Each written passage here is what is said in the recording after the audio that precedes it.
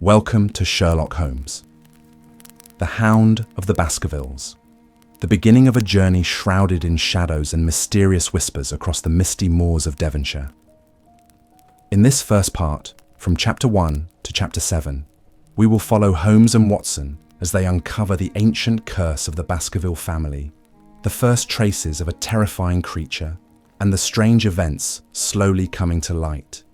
And if you enjoy detective stories, full of deduction, suspense, and hidden secrets, I warmly invite you to subscribe so you won't miss the next chapters of this adventure. Now, prepare yourself to enter a world of cold logic, unseen fears, and mysteries waiting to be revealed.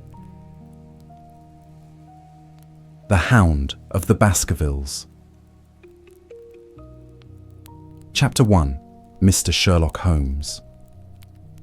Mr. Sherlock Holmes, who was usually very late in the mornings, save upon those not infrequent occasions when he was up all night, was seated at the breakfast table. I stood upon the hearthrug and picked up the stick which our visitor had left behind him the night before. It was a fine, thick piece of wood, bulbous-headed, of the sort which is known as a Penang lawyer. Just under the head was a broad silver band nearly an inch across. To James Mortimer, MRCS, from his friends of the CCH, was engraved upon it, with the date 1884.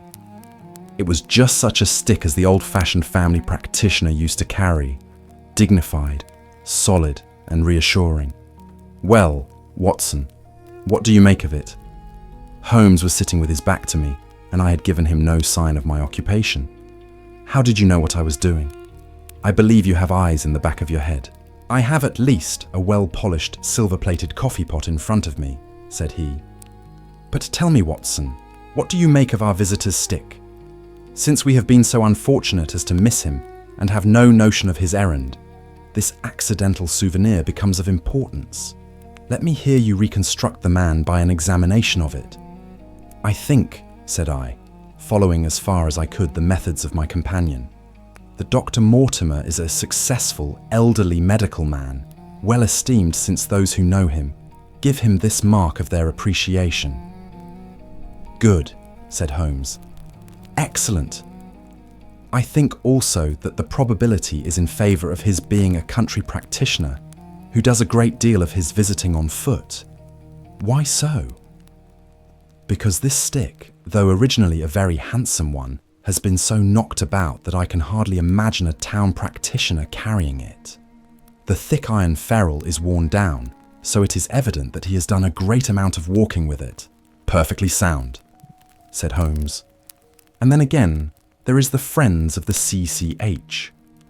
I should guess that to be the something hunt, the local hunt to whose members he has possibly given some surgical assistance, and which has made him a small presentation in return." "Really, Watson, you excel yourself," said Holmes, pushing back his chair and lighting a cigarette. "I am bound to say that in all the accounts which you have been so good as to give of my own small achievements, you have habitually underrated your own abilities.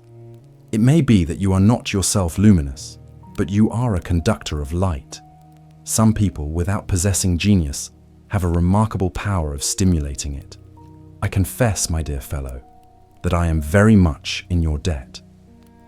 He had never said as much before, and I must admit that his words gave me keen pleasure, for I had often been piqued by his indifference to my admiration and to the attempts which I had made to give publicity to his methods. I was proud, too, to think that I had so far mastered his system as to apply it in a way which earned his approval. He now took the stick from my hands and examined it for a few minutes with his naked eyes. Then, with an expression of interest, he laid down his cigarette, and carrying the cane to the window, he looked over it again with a convex lens. "Interesting, though elementary," said he as he returned to his favourite corner of the settee. "There are certainly one or two indications upon the stick. It gives us the basis for several deductions." "Has anything escaped me?" I asked with some self-importance. "I trust that there is nothing of consequence which I have overlooked." "I am afraid, my dear Watson, that most of your conclusions were erroneous. When I said that you stimulated me, I meant, to be frank, that in noting your fallacies, I was occasionally guided toward the truth. Not that you are entirely wrong in this instance. The man is certainly a country practitioner, and he walks a good deal. Then I was right, to that extent. But that was all. No, my dear Watson, not all, by no means all. I would suggest, for example, that a presentation to a doctor is more likely to come from a hospital than from a hunt, and that when the initials CC are placed before that hospital, the words Charing Cross very naturally suggest themselves. You may be right. The probability lies in that direction. And if we take this as a working hypothesis, we have a fresh basis from which to start our construction of this unknown visitor. Well then, supposing that CCH does stand for Charing Cross Hospital, what further inferences may we draw? Do none suggest themselves? You know my methods. Apply them. I can only think of the obvious conclusion that the man has practiced in town before going to the country.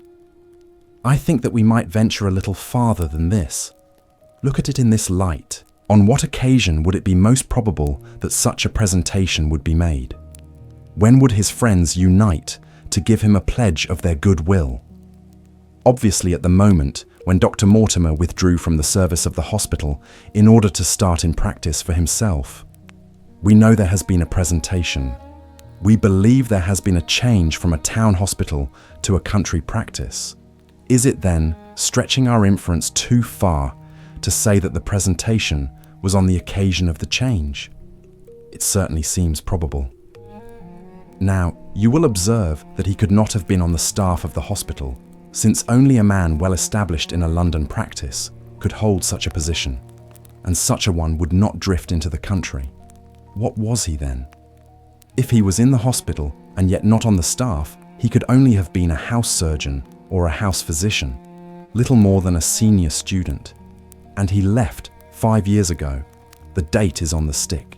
So your grave, middle-aged family practitioner vanishes into thin air, my dear Watson, and there emerges a young fellow under 30, amiable, unambitious, absent-minded, and the possessor of a favourite dog, which I should describe roughly as being larger than a terrier and smaller than a mastiff. I laughed incredulously as Sherlock Holmes leaned back in his settee and blew little wavering rings of smoke up to the ceiling. As to the latter part, I have no means of checking you, said I, but at least it is not difficult to find out a few particulars about the man's age and professional career. From my small medical shelf, I took down the medical directory and turned up the name. There were several Mortimers, but only one who could be our visitor. I read his record aloud. Mortimer, James, MRCS, 1882, Grimpen, Dartmoor, Devon. House surgeon from 1882 to 1884 at Charing Cross Hospital. Winner of the Jackson Prize for Comparative Pathology with essay entitled Is Disease a Reversion? Corresponding member of the Swedish Pathological Society. Author of Some Freaks of Atavism, Lancet, 1882. Do we progress? Journal of Psychology, March 1883. Medical officer for the parishes of Grimpen, Thorsley and High Barrow. No mention of that local hunt, Watson, said Holmes with a mischievous smile. But a country doctor, as you very astutely observed. I think that I am fairly justified in my inferences. As to the adjectives, I said, if I remember right, amiable, unambitious, and absent-minded.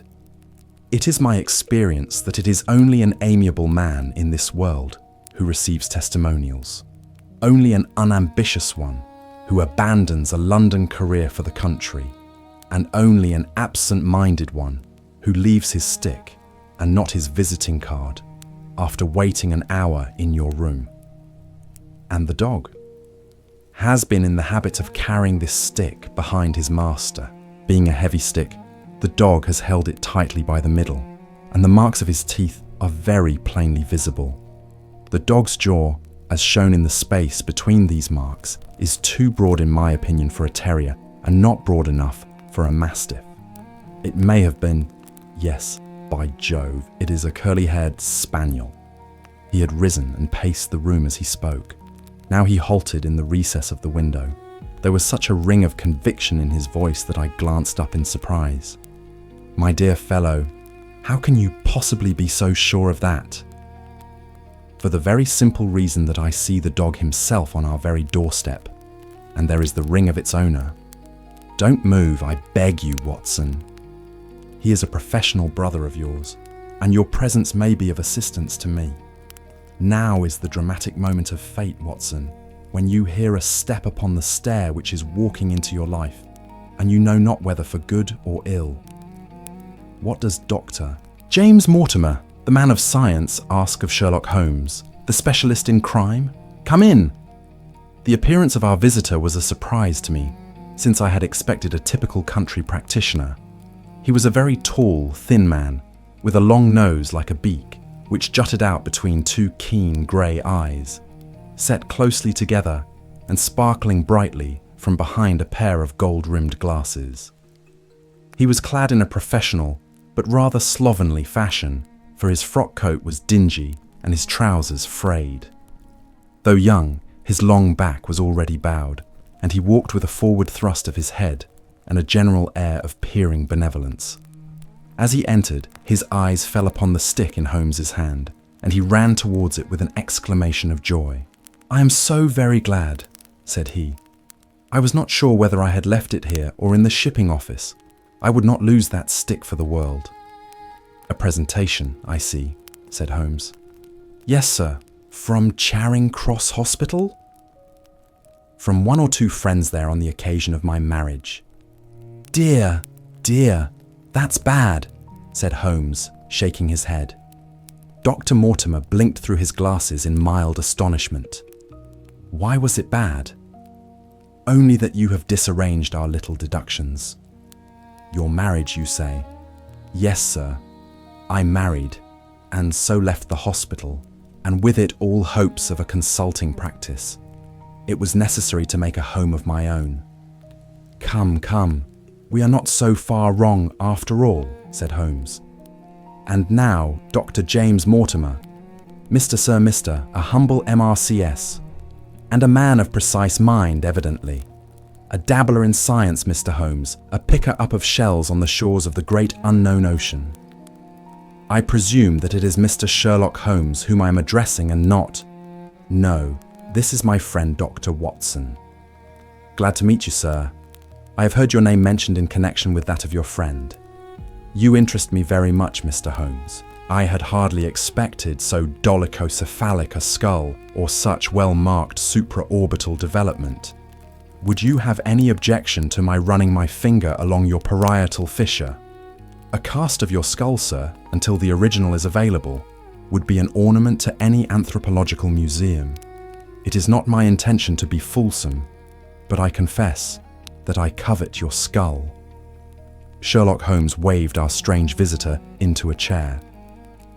"You are an enthusiast in your line of thought, I perceive, sir, as I am in mine," said he. "I observe from your forefinger that you make your own cigarettes, have no hesitation in lighting one." The man drew out paper and tobacco and twirled the one up in the other with surprising dexterity. He had long, quivering fingers, as agile and restless as the antennae of an insect.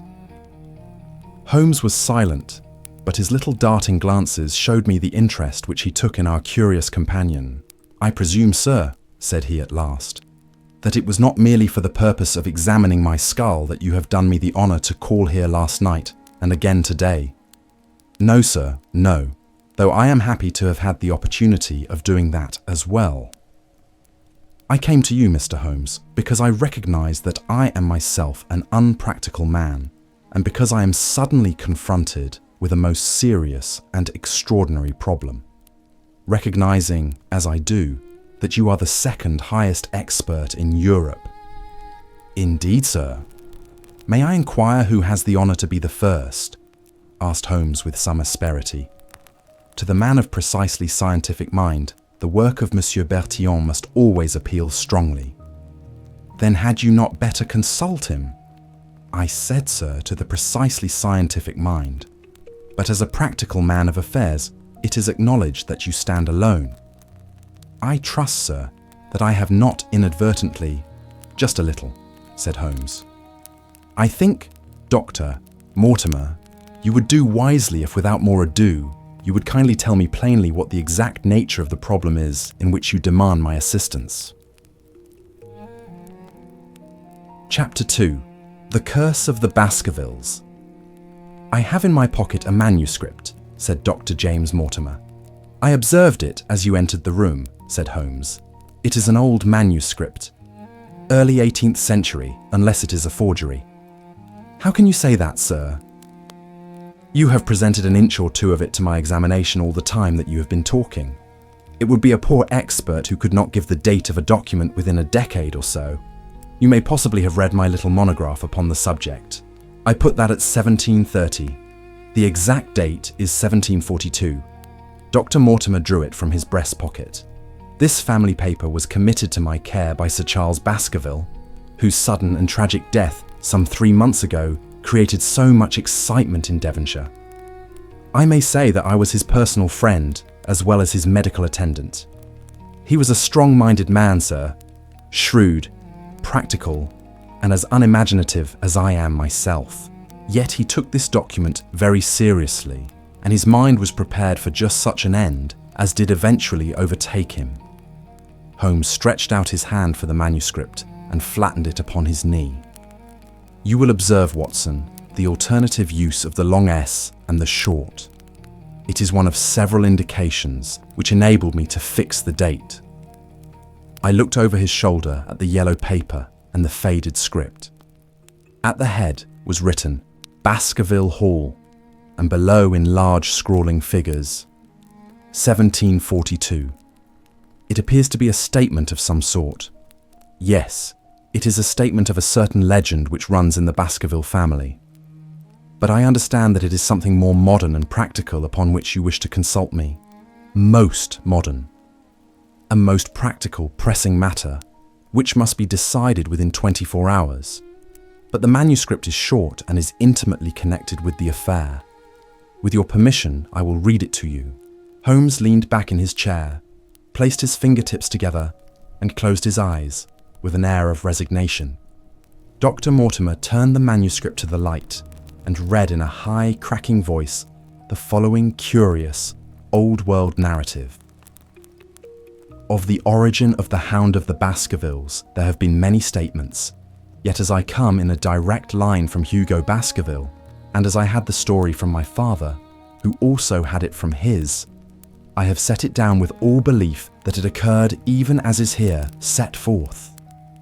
And I would have you believe, my sons, that the same justice which punishes sin may also most graciously forgive it, and that no ban is so heavy, but that by prayer and repentance it may be removed.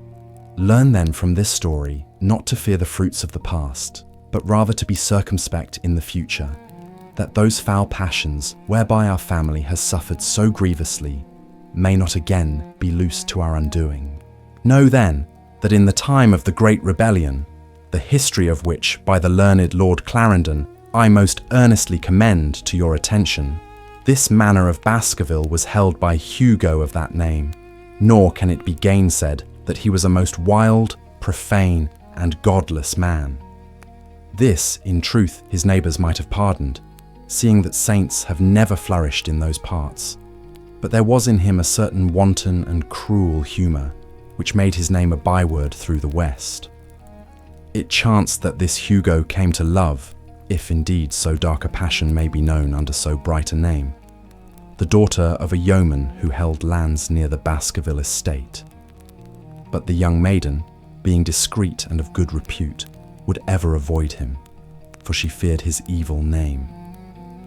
So it came to pass that one Michaelmas this Hugo, with 5 or 6 of his idle and wicked companions, stole down upon the farm and carried off the maiden, her father and brothers being from home, as he well knew. When they had brought her to the hall, the maiden was placed in an upper chamber, while Hugo and his friends sat down to a long carouse, as was their nightly custom. Now, the poor lass upstairs was like to have her wits turned at the singing and shouting, and terrible oaths which came up to her from below. For they say that the words used by Hugo Baskerville when he was in wine were such as might blast the man who said them. At last, in the stress of her fear, she did that which might have daunted the bravest or most active man, for by the aid of the growth of ivy which covered and still covers the south wall, she came down from under the eaves, and so homeward across the moor, there being 3 leagues betwixt the hall and her father's farm. It chanced that some little time later, Hugo left his guests to carry food and drink, with other worse things perchance, to his captive, and so found the cage empty and the bird escaped. Then, as it would seem, he became as one that hath a devil, for rushing down the stairs into the dining hall, he sprang upon the great table, flagons and trenchers flying before him, and he cried aloud before all the company that he would that very night render his body and soul to the powers of evil, if he might but overtake the wench. And while the revellers stood aghast at the fury of the man, one more wicked, or, it may be, more drunken than the rest, cried out that they should put the hounds upon her. Whereat Hugo ran from the house, crying to his grooms that they should saddle his mare and unkennel the pack, and giving the hounds a kerchief of the maid's, he swung them to the line, and so off full cry in the moonlight over the moor. Now, for some space the revellers stood agape, unable to understand all that had been done in such haste. But anon their bemused wits awoke to the nature of the deed which was like to be done upon the moorlands. Everything was now in an uproar, some calling for their pistols, some for their horses, and some for another flask of wine. But at length some sense came back to their crazed minds, and the whole of them, 13 in number, took horse and started in pursuit. The moon shone clear above them, and they rode swiftly abreast, taking that course which the maid must needs have taken if she were to reach her own home. They had gone a mile or 2 when they passed one of the night shepherds upon the moorlands, and they cried to him to know if he had seen the hunt. And the man, as the story goes, was so crazed with fear that he could scarce speak. But at last he said that he had indeed seen the unhappy maiden with the hounds upon her track. "But I have seen more than that," said he, "for Hugo Baskerville passed me upon his black mare, and there ran mute behind him such a hound of hell as God forbid should ever be at my heels." So the drunken squires cursed the shepherd and rode onward, but soon their skins turned cold, for there came a galloping across the moor, and the black mare, dabbled with white froth, went past with trailing bridle and empty saddle. Then the revellers rode close together, for a great fear was on them, but they still followed over the moor, though each, had he been alone, would have been right glad to have turned his horse's head. Riding slowly in this fashion, they came at last upon the hounds.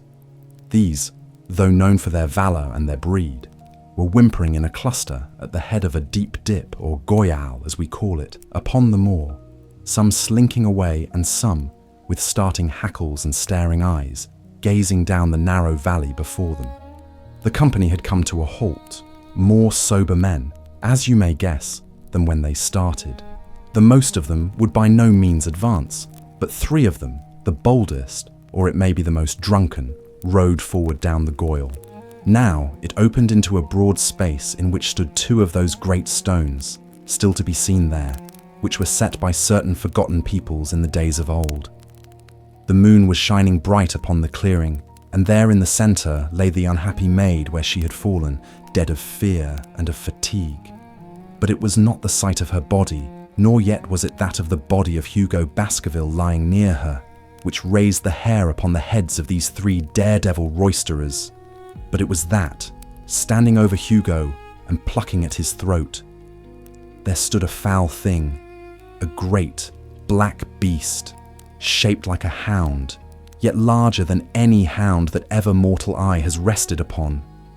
And even as they looked, the thing tore the throat out of Hugo Baskerville, on which, as it turned its blazing eyes and dripping jaws upon them, the 3 shrieked with fear and rode for dear life, still screaming, across the moor. One, it is said, died that very night of what he had seen, and the other, twain were but broken men for the rest of their days.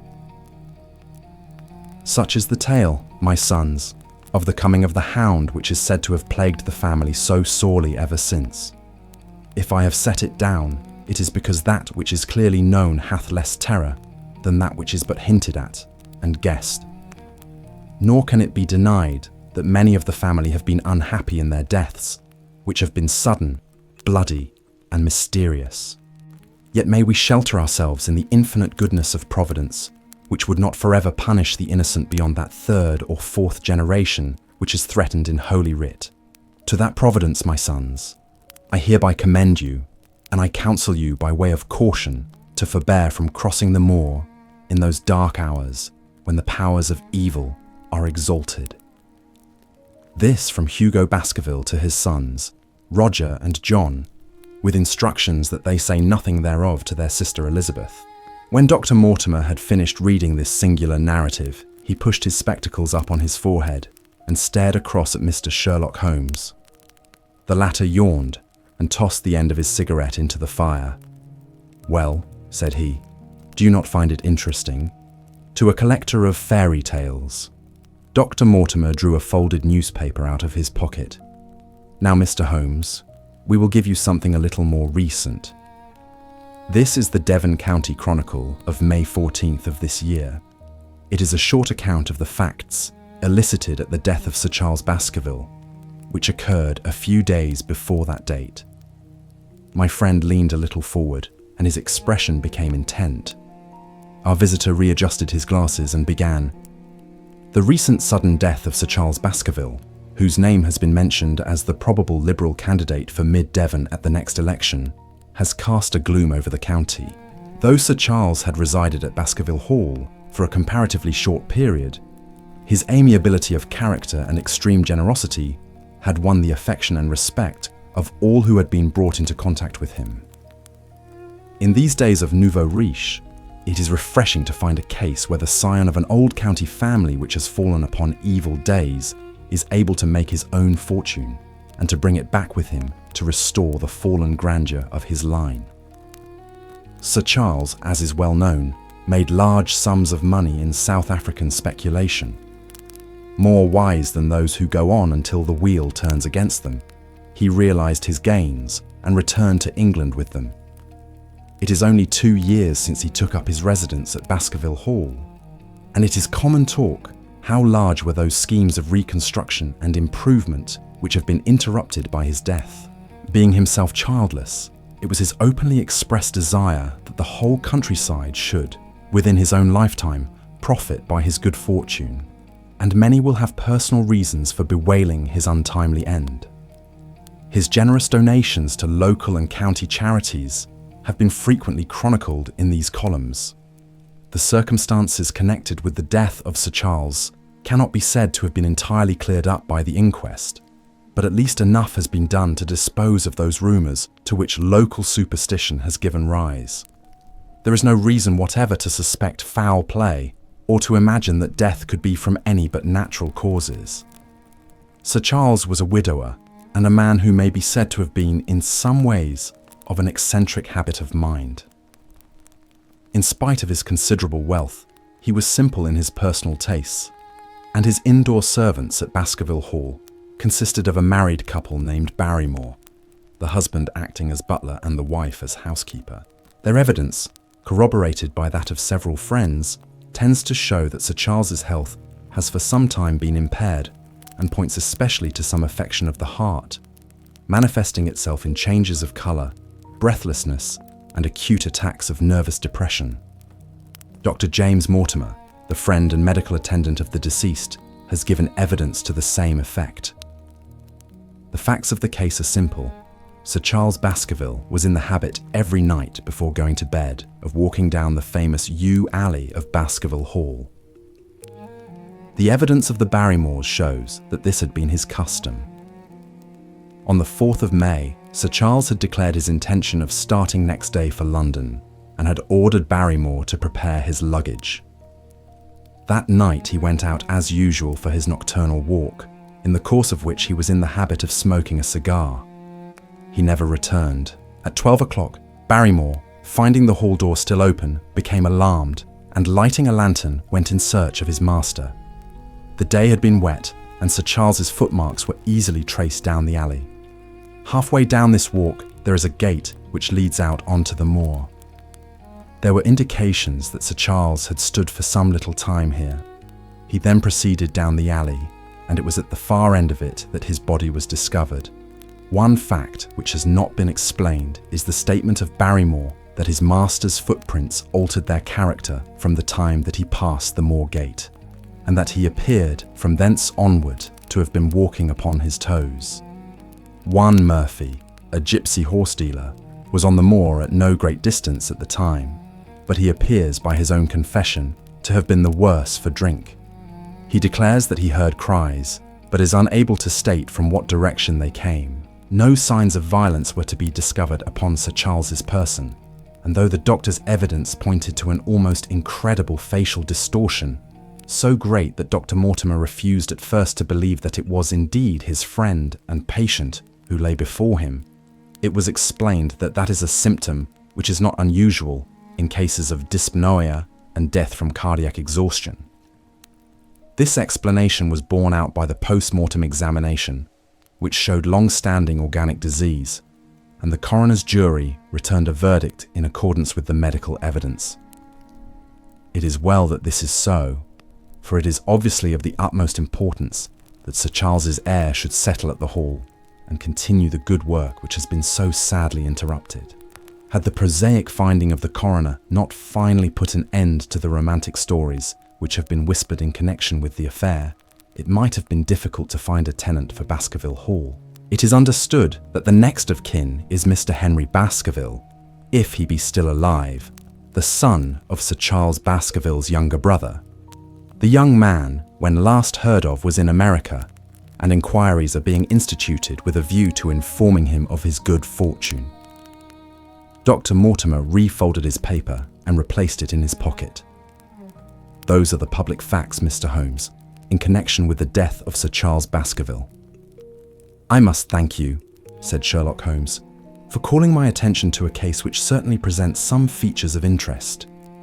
I had observed some newspaper comment at the time, but I was exceedingly preoccupied by that little affair of the Vatican cameos, and in my anxiety to oblige the Pope, I lost touch with several interesting English cases.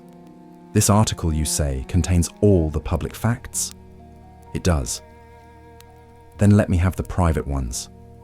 He leaned back, put his fingertips together, and assumed his most impassive and judicial expression. In doing so, said Dr. Mortimer, who had begun to show signs of some strong emotion, I am telling that which I have not confided to anyone. My motive for withholding it from the coroner's inquiry is that a man of science shrinks from placing himself in the public position of seeming to endorse a popular superstition. I had the further motive that Baskerville Hall, as the paper says, would certainly remain untenanted if anything were done to increase its already rather grim reputation. For both these reasons, I thought that I was justified in telling rather less than I knew, since no practical good could result from it. But with you, there is no reason why I should not be perfectly frank.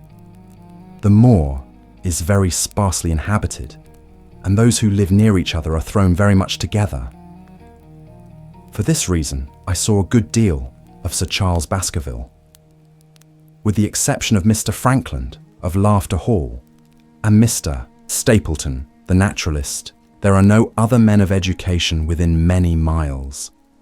Sir Charles was a retiring man, but the chance of his illness brought us together, and a community of interests in science kept us so. He had brought back much scientific information from South Africa, and many a charming evening we have spent together discussing the comparative anatomy of the Bushman and the Hottentot. Within the last few months, it became increasingly plain to me that Sir Charles's nervous system was strained to the breaking point. He had taken this legend, which I have read you exceedingly to heart, so much so that although he would walk in his own grounds, nothing would induce him to go out upon the moor at night. Incredible as it may appear to you, Mr. Holmes, He was honestly convinced that a dreadful fate overhung his family, and certainly the records which he was able to give of his ancestors were not encouraging. The idea of some ghastly presence constantly haunted him, and on more than one occasion he has asked me whether I had, on my medical journeys at night, ever seen any strange creature, or heard the baying of a hound. The latter question he put to me several times, and always with a voice which vibrated with excitement. I can well remember driving up to his house in the evening some 3 weeks before the fatal event. He chanced to be at his hall door. I had descended from my gig and was standing in front of him when I saw his eyes fix themselves over my shoulder and stare past me with an expression of the most dreadful horror. I whisked round and had just time to catch a glimpse of something which I took to be a large black calf passing at the head of the drive.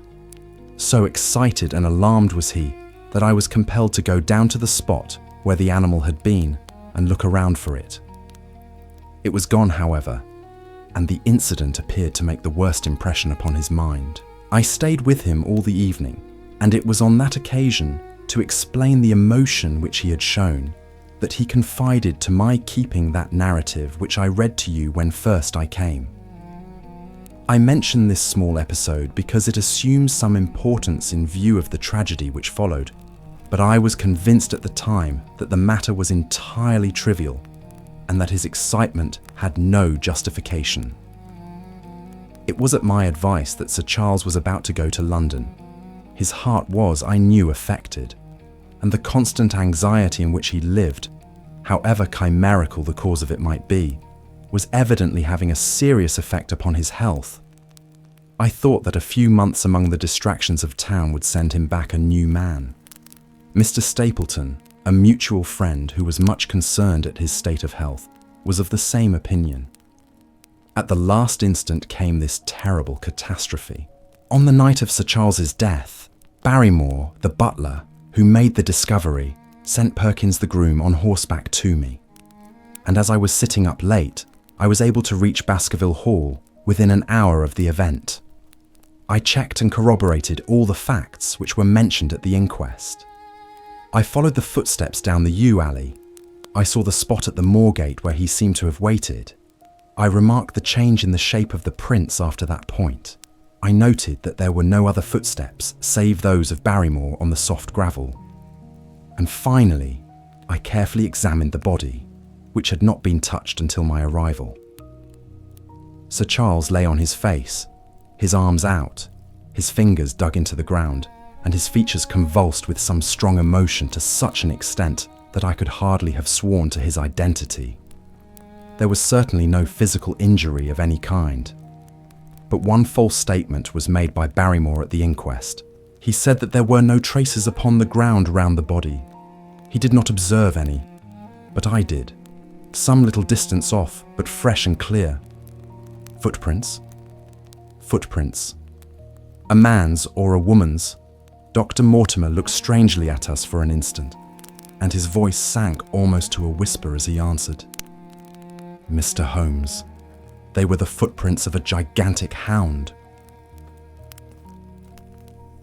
Chapter 3. The Problem. I confess at these words a shudder passed through me. There was a thrill in the doctor's voice which showed that he was himself deeply moved by that which he told us. Holmes leaned forward in his excitement, and his eyes had the hard, dry glitter which shot from them when he was keenly interested. You saw this? As clearly as I see you. And you said nothing? What was the use? How was it that no one else saw it? The marks were some 20 yards from the body, and no one gave them a thought. I don't suppose I should have done so had I not known this legend. There are many sheepdogs on the moor. No doubt, but this was no sheepdog. You say it was large? Enormous. But it had not approached the body? No. What sort of night was it? Damp and raw. But not actually raining? No. What is the alley like? There are 2 lines of old yew hedge 12 feet high and impenetrable. The walk in the centre is about 8 feet across. Is there anything between the hedges and the walk? Yes, There is a strip of grass about 6 feet broad on either side. I understand that the yew hedge is penetrated at one point by a gate. Yes, the wicket gate which leads onto the moor. Is there any other opening? None. So that to reach the yew alley one either has to come down it from the house or else to enter it by the moor gate. There is an exit through a summer house at the far end. Had Sir Charles reached this? No, he lay about 50 yards from it. Now tell me, Dr. Mortimer, and this is important, the marks which you saw were on the path and not on the grass. No marks could show on the grass. Were they on the same side of the path as the moor gate? Yes, they were on the edge of the path on the same side as the moor gate.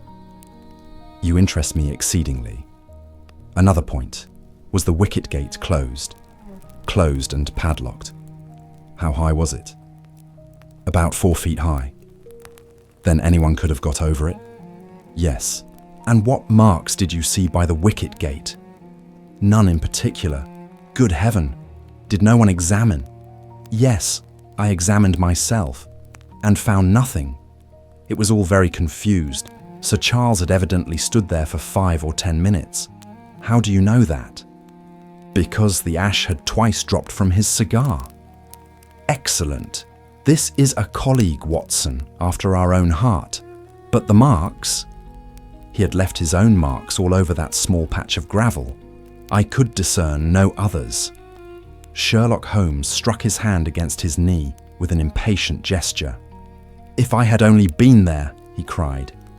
It is evidently a case of extraordinary interest, and one which presented immense opportunities to the scientific expert. That gravel page upon which I might have read so much has been long ere this smudged by the rain and defaced by the clogs of curious peasants. Oh, Dr. Mortimer, to think that you should not have called me in. You have indeed much to answer for. I could not call you in, Mr. Holmes, without disclosing these facts to the world, and I have already given my reasons for not wishing to do so. Besides, why do you hesitate? There is a realm in which the most acute and most experienced of detectives is helpless. You mean that the thing is supernatural? I did not positively say so. No, but you evidently think it. Since the tragedy, Mr. Holmes, there have come to my ears several incidents which are hard to reconcile with the settled order of nature. For example, I find that before the terrible event occurred, several people had seen a creature upon the moor which corresponds with this Baskerville demon, and which could not possibly be any animal known to science. They all agreed that it was a huge creature, luminous, ghastly, and spectral. I have cross-examined these men, one of them a hard-headed countryman, one a farrier, and one a moorland farmer, who all tell the same story of this dreadful apparition, exactly corresponding to the hellhound of the legend. I assure you that there is a reign of terror in the district, and that it is a hardy man who will cross the moor at night. And you, a trained man of science, believe it to be supernatural. I do not know what to believe. Holmes shrugged his shoulders. I have hitherto confined my investigations to this world, said he. In a modest way, I have combated evil, but to take on the father of evil himself would perhaps be too ambitious a task. Yet you must admit that the footmark is material. The original Hound was material enough to tug a man's throat out, and yet he was diabolical as well. I see that you have quite gone over to the supernaturalists. But now, Dr. Mortimer, tell me this. If you hold these views, why have you come to consult me at all? You tell me in the same breath that it is useless to investigate Sir Charles's death, and that you desire me to do it. I did not say that I desired you to do it. Then, how can I assist you? By advising me as to what I should do with Sir Henry Baskerville, who arrives at Waterloo Station. Dr. Mortimer looked at his watch. In exactly 1 hour and a quarter. He being the heir. Yes. On the death of Sir Charles, we inquired for this young gentleman and found that he had been farming in Canada. From the accounts which have reached us, he is an excellent fellow in every way. I speak not as a medical man, but as a trustee and executor of Sir Charles's will. There is no other claimant, I presume. None. The only other kinsman whom we have been able to trace was Roger Baskerville, the youngest of 3 brothers, of whom poor Sir Charles was the elder. The second brother, who died young, is the father of this lad Henry. The third, Roger, was the black sheep of the family. He came of the old masterful Baskerville strain, and was the very image, they tell me, of the family picture of old Hugo. He made England too hot to hold him, fled to Central America, and died there in 1876 of yellow fever. Henry is the last of the Baskervilles. In 1 hour and 5 minutes I meet him at Waterloo Station. I have had a wire that he arrived at Southampton this morning. Now, Mr. Holmes, what would you advise me to do with him? Why should he not go to the home of his fathers? It seems natural, does it not? And yet, consider that every Baskerville who goes there meets with an evil fate. I feel sure that if Sir Charles could have spoken with me before his death, he would have warned me against bringing this, the last of the old race, and the heir to great wealth to that deadly place. And yet it cannot be denied that the prosperity of the whole poor, bleak countryside depends upon his presence. All the good work which has been done by Sir Charles will crash to the ground if there is no tenant of the hall. I fear lest I should be swayed too much by my own obvious interest in the matter, and that is why I bring the case before you and ask for your advice." Holmes considered for a little time. "Put into plain words, the matter is this," said he. "In your opinion, there is a diabolical agency which makes Dartmoor an unsafe abode for a Baskerville. That is your opinion? At least I might go the length of saying that there is some evidence that this may be so." "Exactly. But surely if your supernatural theory be correct, it could work the young man evil in London as easily as in Devonshire. A devil with merely local powers like a parish vestry would be too inconceivable a thing. You put the matter more flippantly, Mr. Holmes, than you would probably do if you were brought into personal contact with these things. Your advice then, as I understand it, is that the young man will be as safe in Devonshire as in London. He comes in 50 minutes. What would you recommend?" "I recommend, sir, that you take a cab, call off your spaniel who is scratching at my front door, and proceed to Waterloo to meet Sir Henry Baskerville. And then? And then you will say nothing to him at all until I have made up my mind about the matter." "How long will it take you to make up your mind?" 24 hours. At 10 o'clock tomorrow, Dr. Mortimer. I will be much obliged to you if you will call upon me here, and it will be of help to me in my plans for the future if you will bring Sir Henry Baskerville with you." "I will do so, Mr. Holmes." He scribbled the appointment on his shirt cuff and hurried off in his strange, peering, absent-minded fashion. Holmes stopped him at the head of the stair. "Only one more question, Dr. Mortimer. You say that before Sir Charles Baskerville's death, several people saw this apparition upon the moor?" "3 people did. Did any see it after?" "I have not heard of any." "Thank you. Good morning." Holmes returned to his seat with that quiet look of inward satisfaction which meant that he had a congenial task before him. "Going out, Watson, unless I can help you?" "No, my dear fellow. It is at the hour of action that I turn to you for aid. But this is splendid, really unique from some points of view. When you pass Bradley's, would you ask him to send up a pound of the strongest shag tobacco?" "Thank you. It would be as well if you could make it convenient not to return before evening.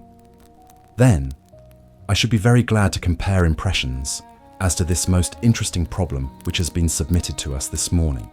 I knew that seclusion and solitude were very necessary for my friend in those hours of intense mental concentration, during which he weighed every particle of evidence, constructed alternative theories, balanced one against the other, and made up his mind as to which points were essential and which immaterial. I therefore spent the day at my club and did not return to Baker Street until evening. It was nearly 9 o'clock when I found myself in the sitting room once more. My first impression as I opened the door was that a fire had broken out. for the room was so filled with smoke that the light of the lamp upon the table was blurred by it. As I entered, however, my fears were set at rest, for it was the acrid fumes of strong, coarse tobacco which took me by the throat and set me coughing. Through the haze, I had a vague vision of Holmes in his dressing gown, coiled up in an armchair, with his black clay pipe between his lips. Several rolls of paper lay around him. "Caught cold, Watson," said he. "No, it's this poisonous atmosphere. I suppose it is pretty thick now that you mention it." "Thick? It is intolerable." "Open the window then. You have been at your club all day, I perceive." "My dear Holmes, am I right?" "Certainly, but how?" He laughed at my bewildered expression. "There is a delightful freshness about you, Watson, which makes it a pleasure to exercise any small powers which I possess at your expense. A gentleman goes forth on a showery and miry day. He returns immaculate in the evening with the gloss still on his hat and his boots. He has been a fixture therefore all day. He is not a man with intimate friends. Where then could he have been? Is it not obvious?" "Well, it is rather obvious. The world is full of obvious things which nobody by any chance ever observes. Where do you think that I have been? A fixture also. On the contrary, I have been to Devonshire." "In spirit?" "Exactly. My body has remained in this armchair and has, I regret to observe, consumed in my absence 2 large pots of coffee and an incredible amount of tobacco. After you left, I sent down to Stamford's for the ordnance map of this portion of the moor, and my spirit has hovered over it all day. I flatter myself that I could find my way about. A large-scale map, I presume?" "Very large." He unrolled one section and held it over his knee. "Here you have the particular district which concerns us. That is Baskerville Hall in the middle, with a wood round it." "Exactly. I fancy the yew alley, though not marked under that name, must stretch along this line, with the moor, as you perceive, upon the right of it. This small clump of buildings here is the hamlet of Grimpen, where our friend Dr. Mortimer has his headquarters.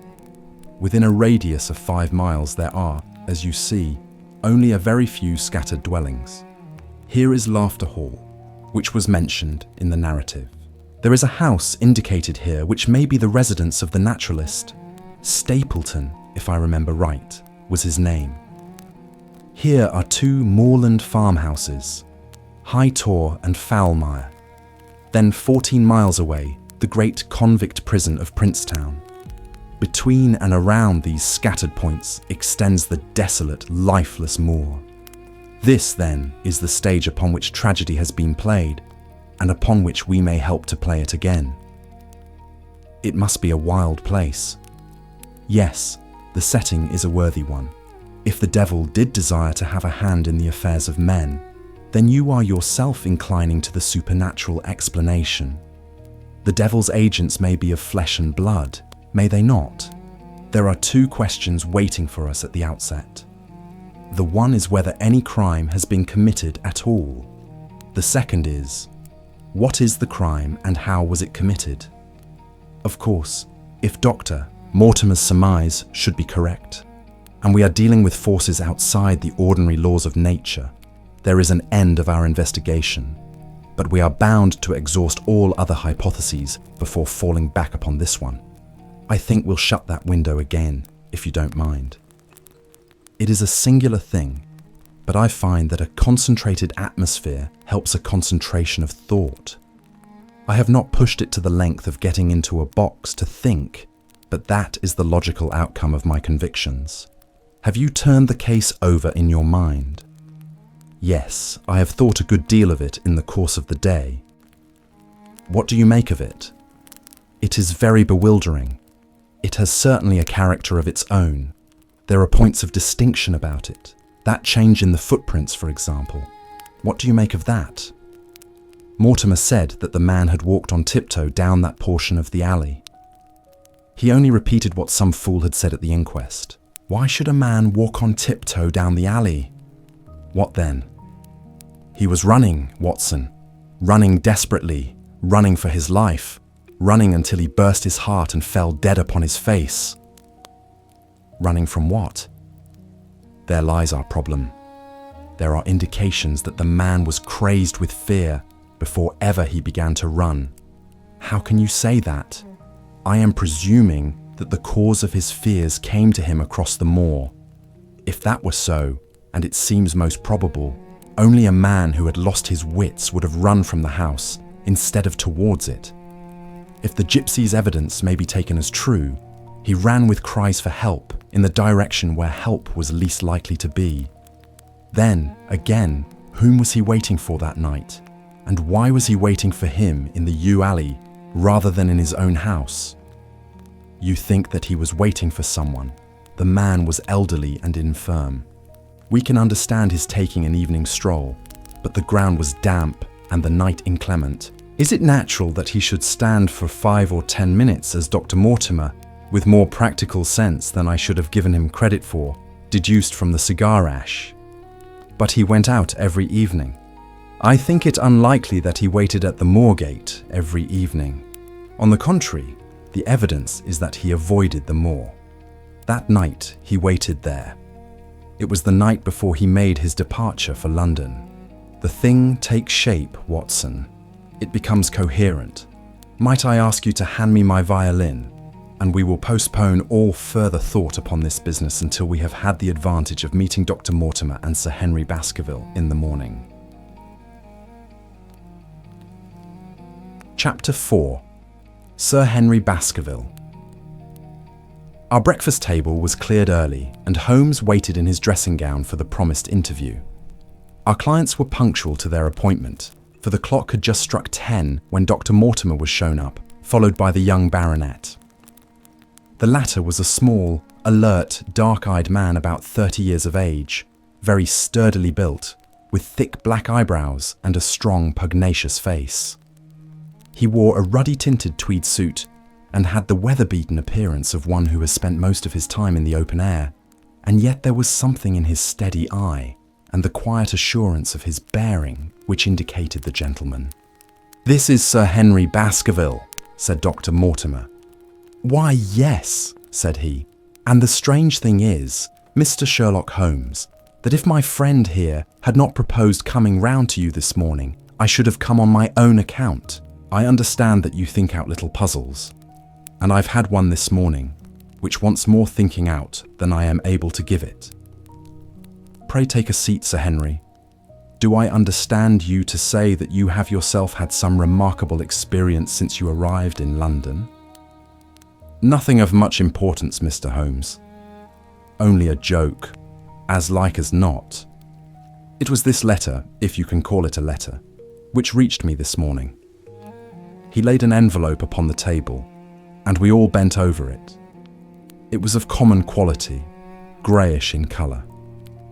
The address, Sir Henry Baskerville, Northumberland Hotel, was printed in rough characters. The postmark, Charing Cross, and the date of posting the preceding evening. "Who knew that you were going to the Northumberland Hotel?" asked Holmes, glancing keenly across at our visitor. "No one could have known. We only decided after I met Dr. Mortimer." "But Dr. Mortimer was no doubt already stopping there." "No, I had been staying with a friend," said the doctor. "There was no possible indication that we intended to go to this hotel." Someone seems to be very deeply interested in your movements." Out of the envelope, he took a half sheet of foolscap paper folded into 4. This he opened and spread flat upon the table. Across the middle of it, a single sentence had been formed by the expedient of pasting printed words upon it. It ran, "As you value your life or your reason, keep away from the moor." The word moor only was printed in ink. "Now," said Sir Henry Baskerville, "perhaps you will tell me, Mr. Holmes, what in thunder is the meaning of that, and who it is that takes so much interest in my affairs? What do you make of it, Dr. Mortimer? You must allow that there is nothing supernatural about this at any rate." "No, sir, but it might very well come from someone who was convinced that the business is supernatural." "What business?" asked Sir Henry sharply. "It seems to me that all you gentlemen know a great deal more than I do about my own affairs. You shall share our knowledge before you leave this room, Sir Henry. I promise you that, said Sherlock Holmes. We will confine ourselves for the present, with your permission, to this very interesting document, which must have been put together and posted yesterday evening.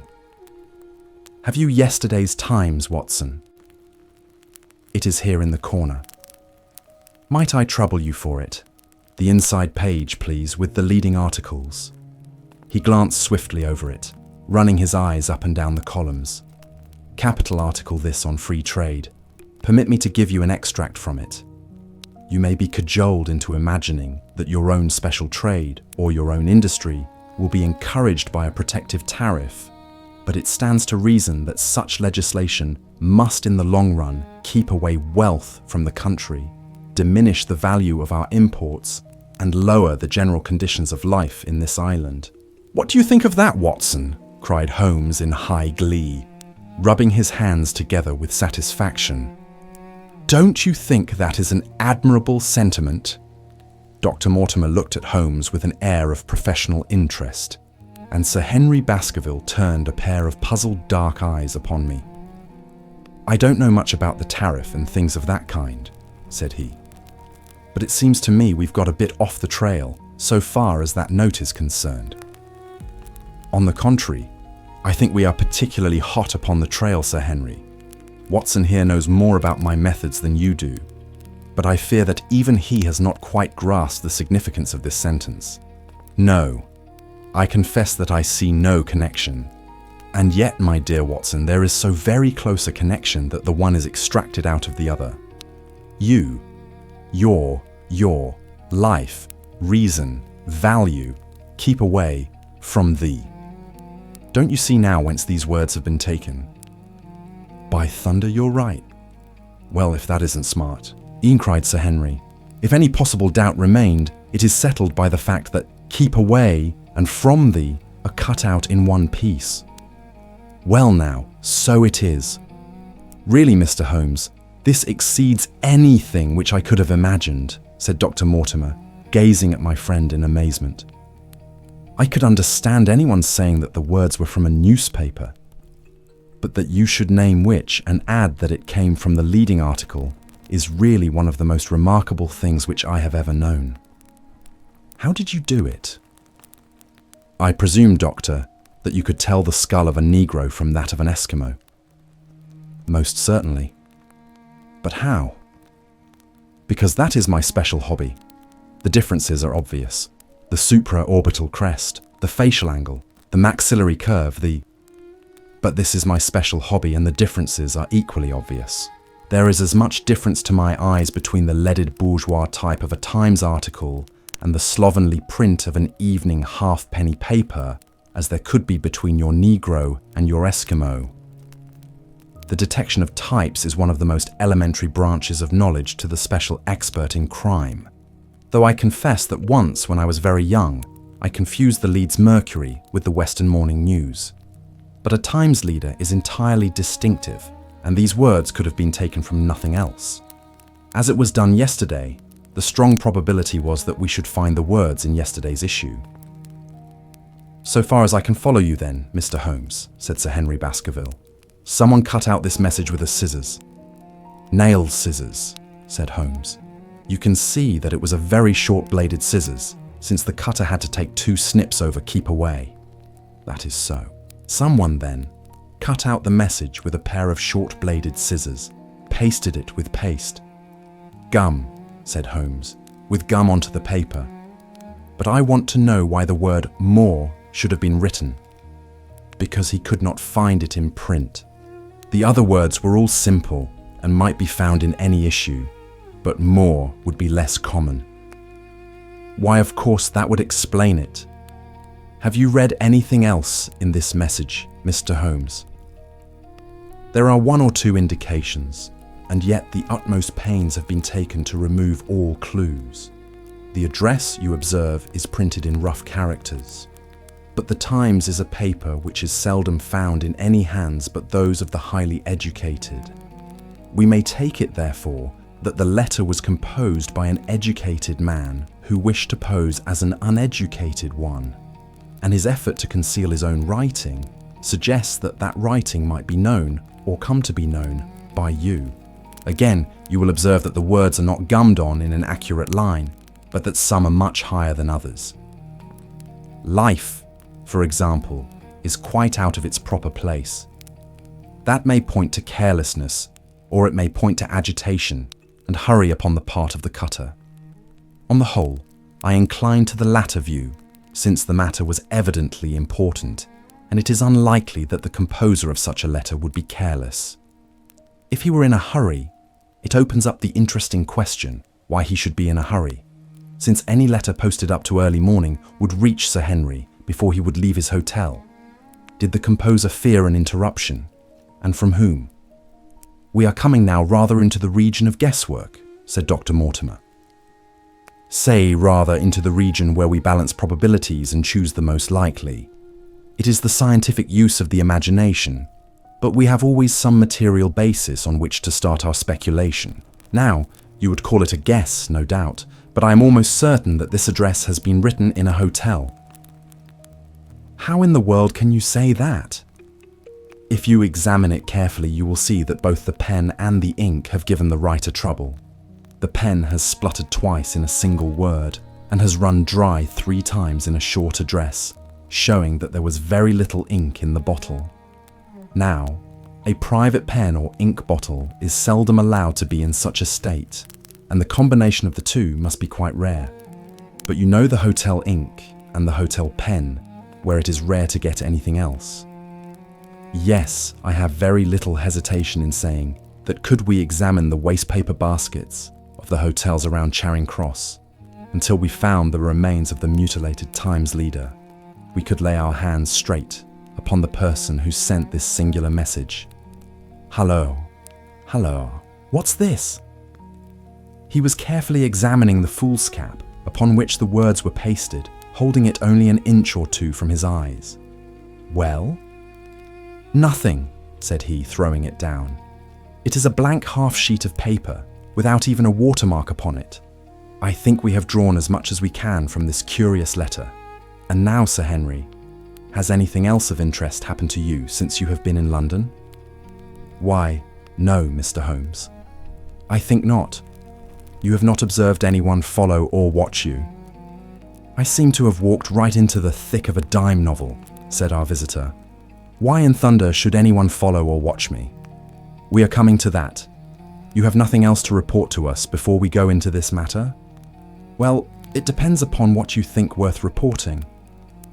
"I think anything out of the ordinary routine of life well worth reporting." Sir Henry smiled. "I don't know much of British life yet, for I have spent nearly all my time in the States and in Canada. But I hope that to lose one of your boots is not part of the ordinary routine of life over here." "You have lost one of your boots?" "My dear sir," cried Dr. Mortimer, "it is only mislaid. You will find it when you return to the hotel. What is the use of troubling Mr. Holmes with trifles of this kind?" "Well, he asked me for anything outside the ordinary routine." "Exactly," said Holmes, "however foolish the incident may seem. You have lost one of your boots, you say? Well, mislaid it anyhow. I put them both outside my door last night, and there was only one in the morning. I could get no sense out of the chap who cleans them. The worst of it is that I only bought the pair last night in the Strand, and I have never had them on. If you have never worn them, why did you put them out to be cleaned? They were tan boots and had never been varnished. That was why I put them out. Then I understand that on your arrival in London yesterday, you went out at once and bought a pair of boots. I did a good deal of shopping. Dr. Mortimer here went round with me. You see, if I am to be squire down there, I must dress the part, and it may be that I have got a little careless in my ways out west. Among other things, I bought these brown boots, gave $6 for them, and had one stolen before ever I had them on my feet. It seems a singularly useless thing to steal, said Sherlock Holmes. I confess that I share Dr. Mortimer's belief that it will not be long before the missing boot is found. And now, gentlemen, said the baronet with decision, it seems to me that I have spoken quite enough about the little that I know.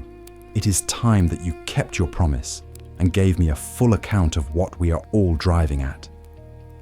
"Your request is a very reasonable one," Holmes answered. "Dr. Mortimer, I think you could not do better than to tell your story as you told it to us." Thus encouraged, our scientific friend drew his papers from his pocket and presented the whole case as he had done upon the morning before. Sir Henry Baskerville listened with the deepest attention and with an occasional exclamation of surprise. "Well, I seem to have come into an inheritance with a vengeance," said he when the long narrative was finished. "Of course, I've heard of the Hound ever since I was in the nursery. It's the pet story of the family, though I never thought of taking it seriously before. But as to my uncle's death, well, it all seems boiling up in my head, and I can't get it clear yet.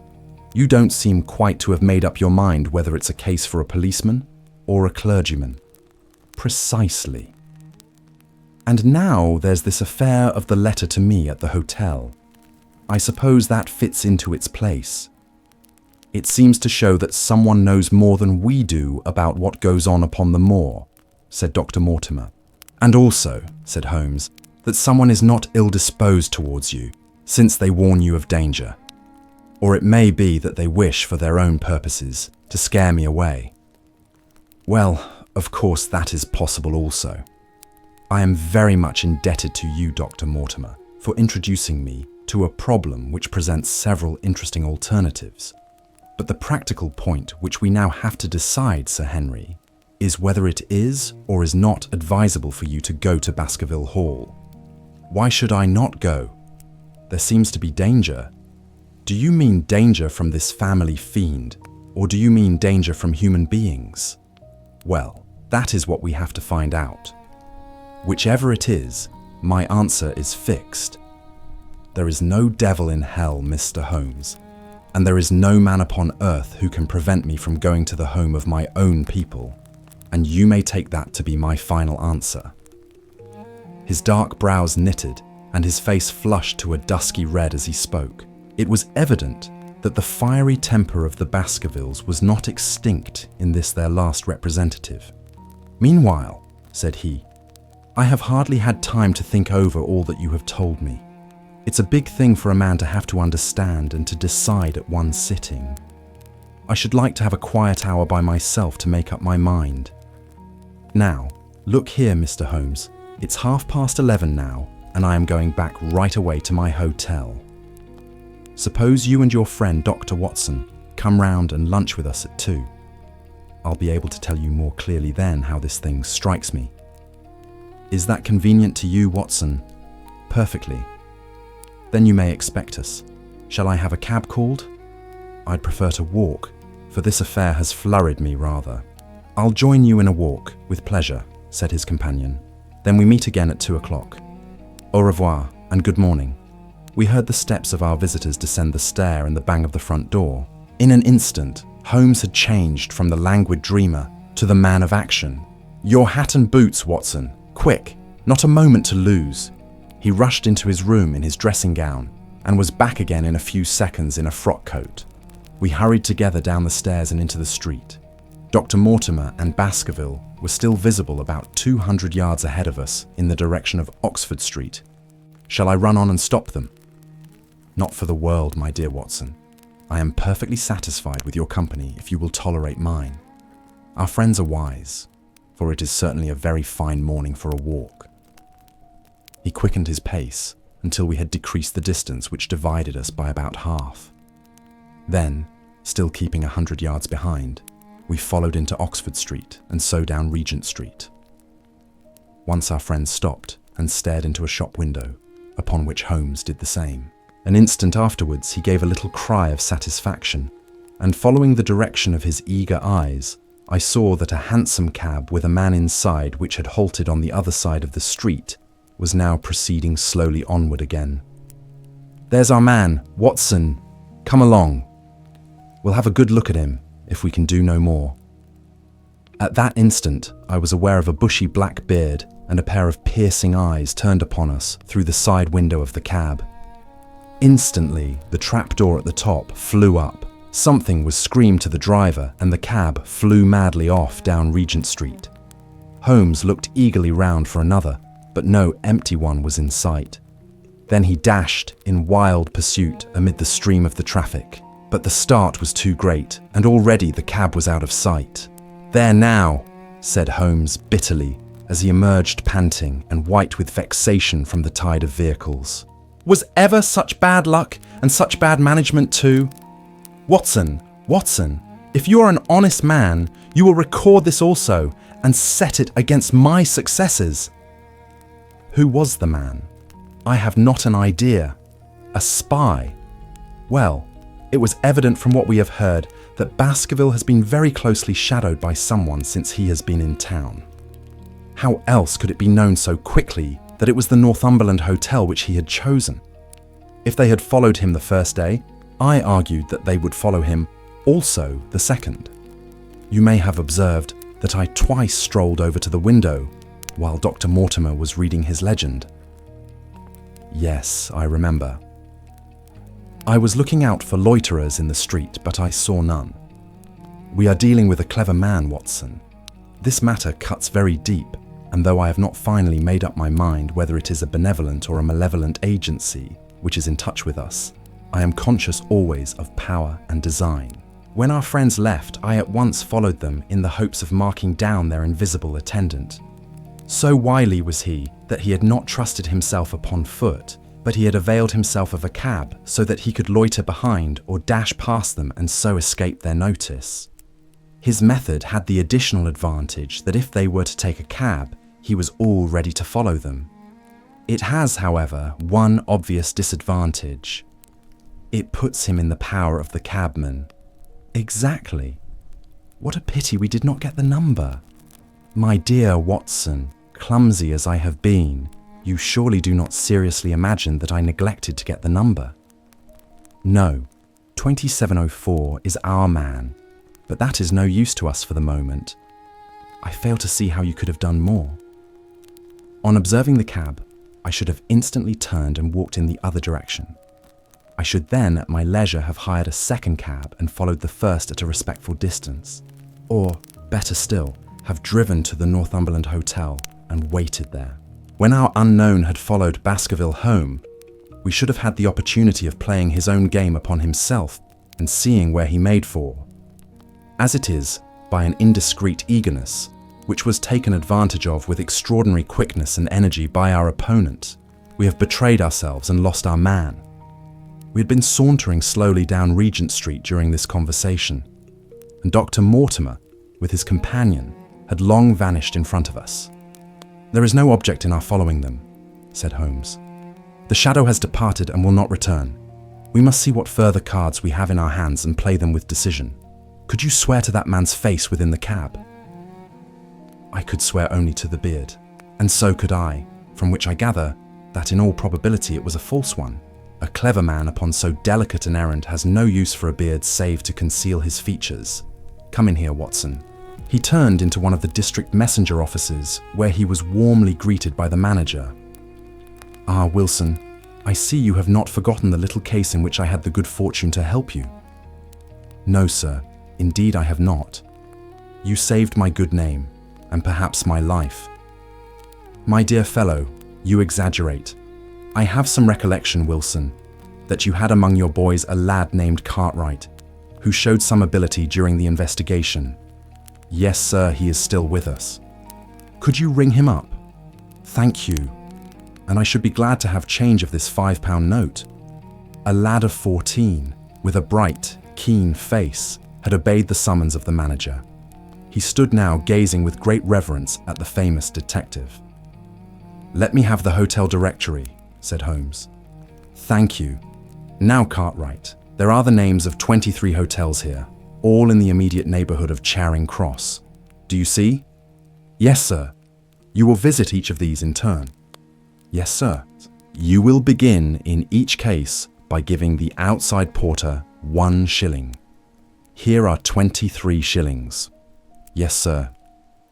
"You will tell him that you want to see the waste paper of yesterday. You will say that an important telegram has miscarried and that you are looking for it. You understand?" "Yes, sir."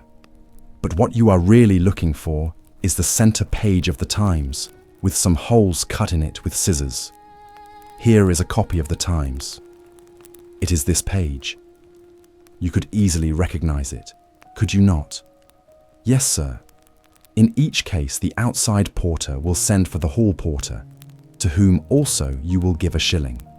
Here are 23 shillings. You will then learn in possibly 20 cases out of the 23 that the waste of the day before has been burned or removed. In the 3 other cases, you will be shown a heap of paper and you will look for this page of the Times among it. The odds are enormously against your finding it. There are 10 shillings over in case of emergencies. Let me have a report by wire at Baker Street before evening. And now, Watson, it only remains for us to find out by wire the identity of the cabman, number 2704, and then we will drop into one of the Bond Street picture galleries and fill in the time until we are due at the hotel. Chapter 5. 3. Broken Threads. Sherlock Holmes had, in a very remarkable degree, the power of detaching his mind at will. For 2 hours, the strange business in which we had been involved appeared to be forgotten, and he was entirely absorbed in the pictures of the modern Belgian masters. He would talk of nothing but art, of which he had the crudest ideas, from our leaving the gallery until we found ourselves at the Northumberland Hotel. "Sir Henry Baskerville is upstairs expecting you," said the clerk. "He asked me to show you up at once when you came." "Have you any objection to my looking at your register?" said Holmes. "Not in the least." The book showed that 2 names had been added after that of Baskerville. One was Theophilus Johnson and family of Newcastle, the other Mrs. Oldmore and maid of High Lodge, Alton.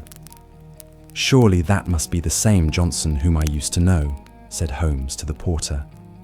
"A lawyer, is he not, grey-headed and walks with a limp?" "No, sir, this is Mr. Johnson, the coal owner, a very active gentleman, not older than yourself. Surely you are mistaken about his trade."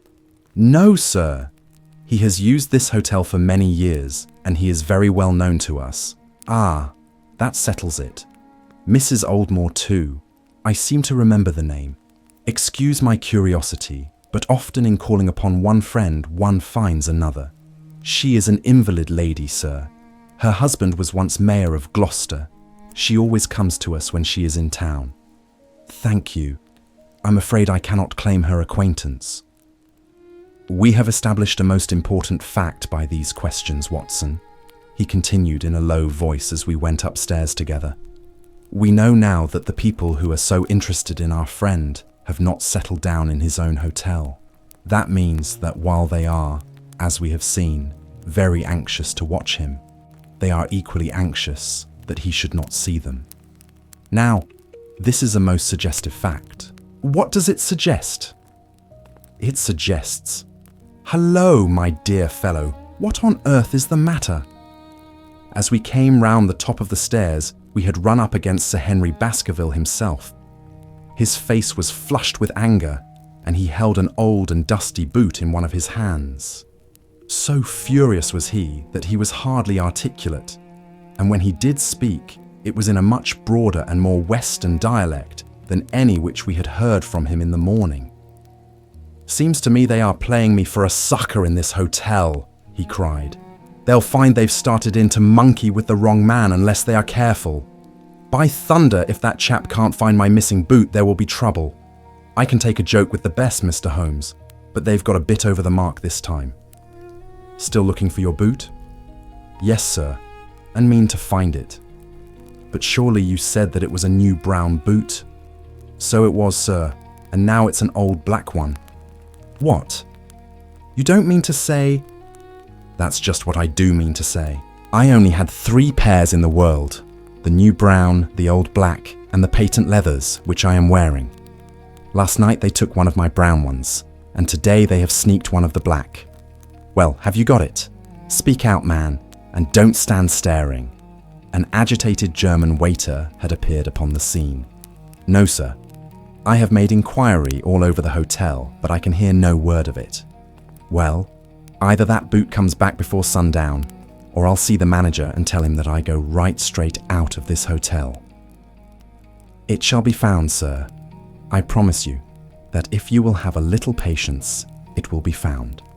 Mind it is, for it's the last thing of mine that I'll lose in this den of thieves.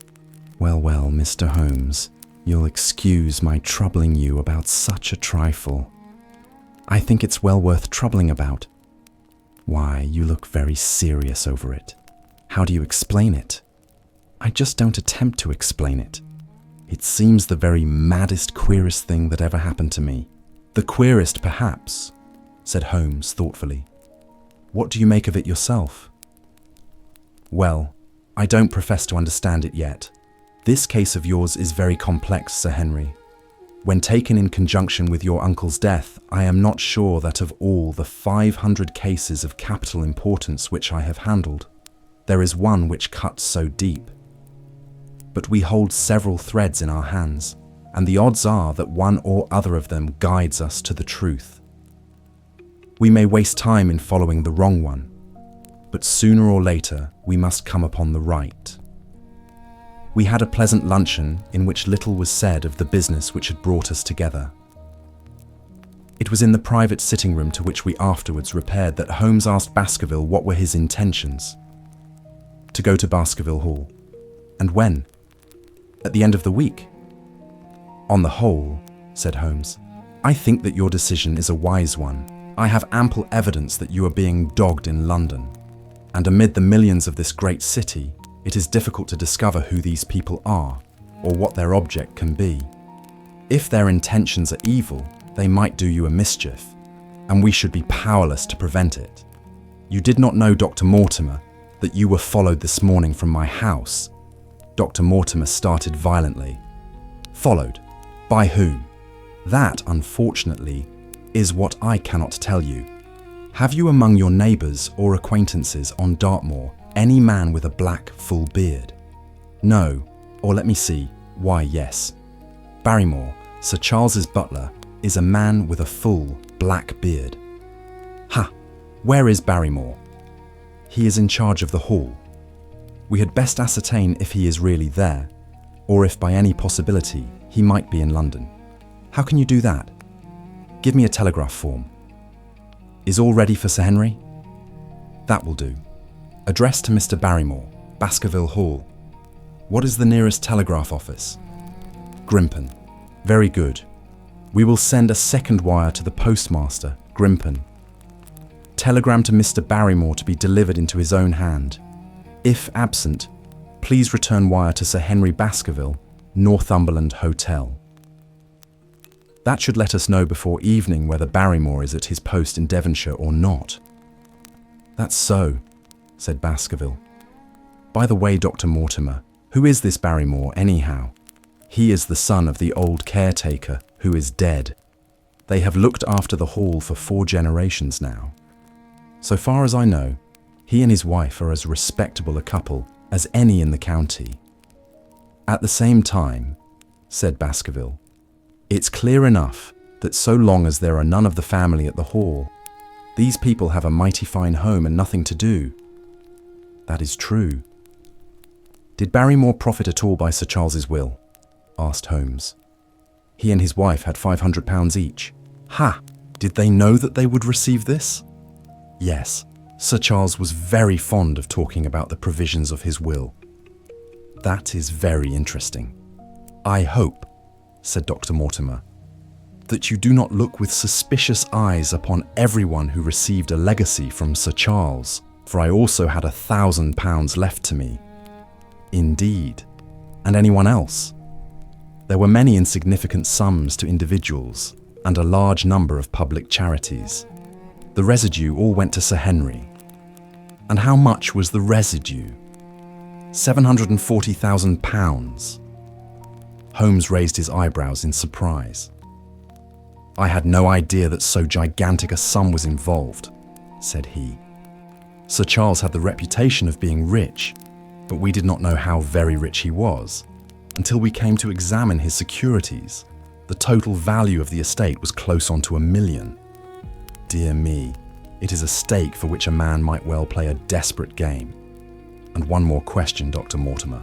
Supposing that anything happened to our young friend here, You will forgive the unpleasant hypothesis. Who would inherit the estate? Since Roger Baskerville, Sir Charles's younger brother, died unmarried, the estate would descend to the Desmonds, who are distant cousins. James Desmond is an elderly clergyman in Westmoreland. Thank you. These details are all of great interest. Have you met Mr. James Desmond? Yes. He once came down to visit Sir Charles. He is a man of venerable appearance and of saintly life. I remember that he refused to accept any settlement from Sir Charles, though he pressed it upon him. And this man of simple tastes would be the heir to Sir Charles's thousands. He would be the heir to the estate because that is entailed. He would also be the heir to the money unless it were willed otherwise by the present owner, who can, of course, do what he likes with it. And have you made your will, Sir Henry? No, Mr. Holmes, I have not. I've had no time, for it was only yesterday that I learned how matters stood. But in any case, I feel that the money should go with the title and estate. That was my poor uncle's idea. How is the owner going to restore the glories of the Baskervilles if he has not money enough to keep up the property? House, land, and dollars must go together. Quite so. Well, Sir Henry, I am of one mind with you as to the advisability of your going down to Devonshire without delay. There is only one provision which I must make. You certainly must not go alone. Dr. Mortimer returns with me. But Dr. Mortimer has his practice to attend to, and his house is miles away from yours. With all the good will in the world, he may be unable to help you. No, Sir Henry, you must take with you someone, a trusty man, who will be always by your side. Is it possible that you could come yourself, Mr. Holmes? If matters came to a crisis, I should endeavour to be present in person. But you can understand that, with my extensive consulting practice, and with the constant appeals which reach me from many quarters, it is impossible for me to be absent from London for an indefinite time. At the present instant, one of the most revered names in England is being besmirched by a blackmailer, and only I can stop a disastrous scandal. You will see how impossible it is for me to go to Dartmoor. Whom would you recommend then? Holmes laid his hand upon my arm. If my friend would undertake it, there is no man who is better worth having at your side when you are in a tight place. No one can say so more confidently than I. The proposition took me completely by surprise, but before I had time to answer, Baskerville seized me by the hand and wrung it heartily. Well, now, that is real kind of you, Dr. Watson, said he. You see how it is with me, and you know just as much about the matter as I do. If you will come down to Baskerville Hall and see me through, I'll never forget it. The promise of adventure had always a fascination for me, and I was complimented by the words of Holmes and by the eagerness with which the baronet hailed me as a companion. I will come with pleasure, said I. I do not know how I could employ my time better. And you will report very carefully to me, said Holmes. When a crisis comes, as it will do, I will direct how you shall act. I suppose that by Saturday, all might be ready. Would that suit Dr. Watson? Perfectly. Then on Saturday, unless you hear to the contrary, we shall meet at the 10:30 train from Paddington. We had risen to depart when Baskerville gave a cry of triumph, and diving into one of the corners of the room, he drew a brown boot from under a cabinet. "My missing boot!" he cried. "May all our difficulties vanish as easily," said Sherlock Holmes. "But it is a very singular thing," Dr. Mortimer remarked. "I searched this room carefully before lunch." "And so did I," said Baskerville. "Every inch of it. There was certainly no boot in it then. In that case, the waiter must have placed it there while we were lunching. The German was sent for, but professed to know nothing of the matter, nor could any inquiry clear it up. Another item had been added to that constant and apparently purposeless series of small mysteries which had succeeded each other so rapidly. Setting aside the whole grim story of Sir Charles's death, we had a line of inexplicable incidents all within the limits of 2 days, which included the receipt of the printed letter, the black-bearded spy in the hansom, the loss of the new brown boot, the loss of the old black boot, and now the return of the new brown boot. Holmes sat in silence in the cab as we drove back to Baker Street, and I knew from his drawn brows and keen face that his mind, like my own, was busy in endeavouring to frame some scheme into which all these strange and apparently disconnected episodes could be fitted. All afternoon and late into the evening, he sat lost in tobacco and thought. Just before dinner, 2 telegrams were handed in. The first ran, "Have just heard that Barrymore is at the Hall, Baskerville." The second, "Visited 23 hotels as directed, but sorry to report unable to trace cut sheet of times, Cartwright." There go 2 of my threads, Watson. There is nothing more stimulating than a case where everything goes against you. We must cast round for another scent. We have still the cabman who drove the spy. Exactly. I have wired to get his name and address from the official registry. I should not be surprised if this were an answer to my question. The ring at the bell proved to be something even more satisfactory than an answer, however, for the door opened and a rough-looking fellow entered who was evidently the man himself. I got a message from the head office that a gent at this address had been inquiring for 2704, said he. I've driven my cab this 7 years and never a word of complaint. I came here straight from the yard to ask you to your face what you had against me.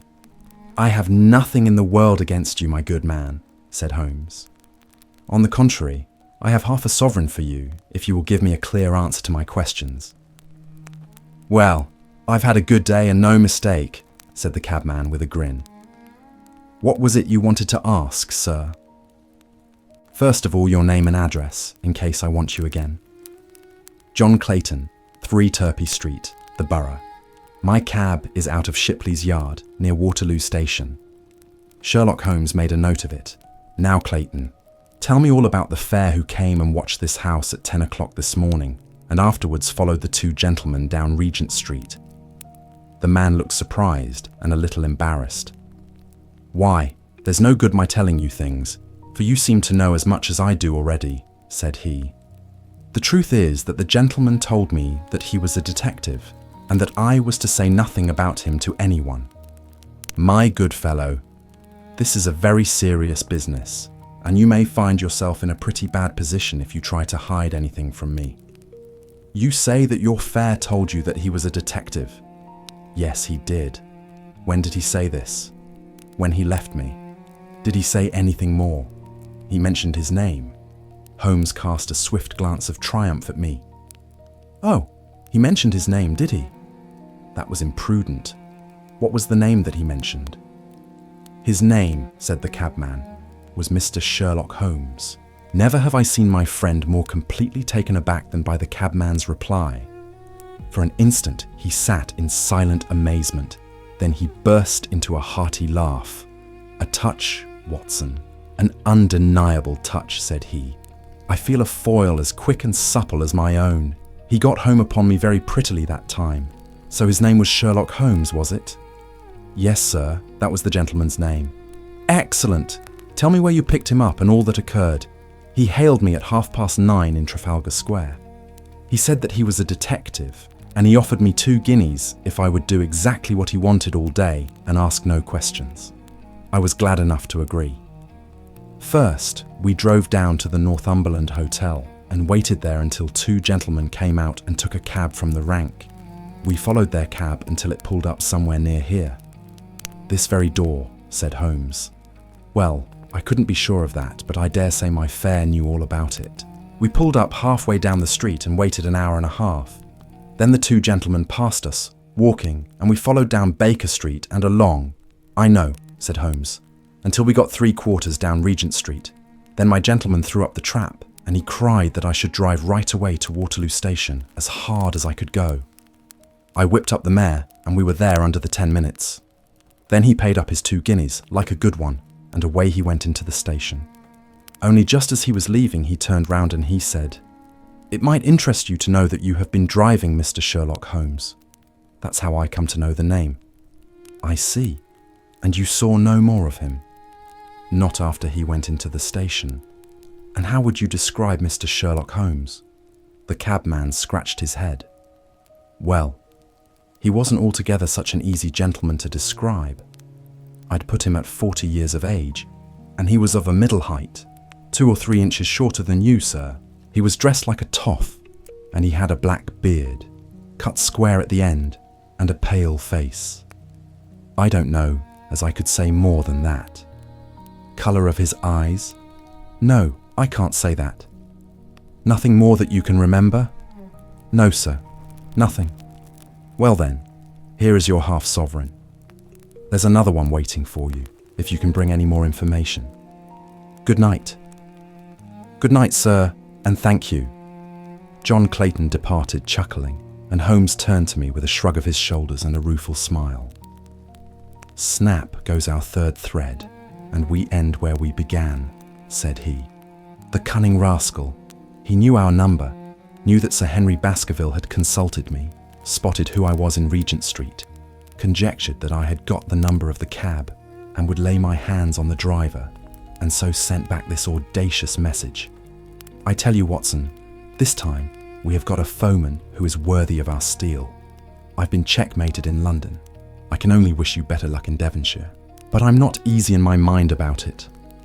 About what? About sending you. It's an ugly business, Watson. An ugly, dangerous business. And the more I see of it, the less I like it. Yes, my dear fellow, you may laugh, but I give you my word that I shall be very glad to have you back safe and sound in Baker Street once more.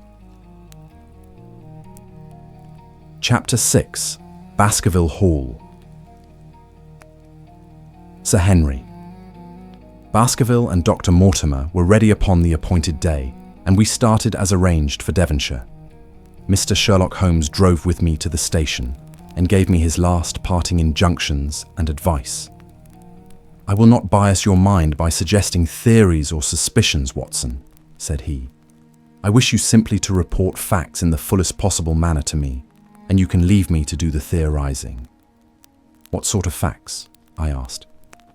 Anything which may seem to have a bearing, however indirect, upon the case, and especially the relations between young Baskerville and his neighbours, or any fresh particulars concerning the death of Sir Charles.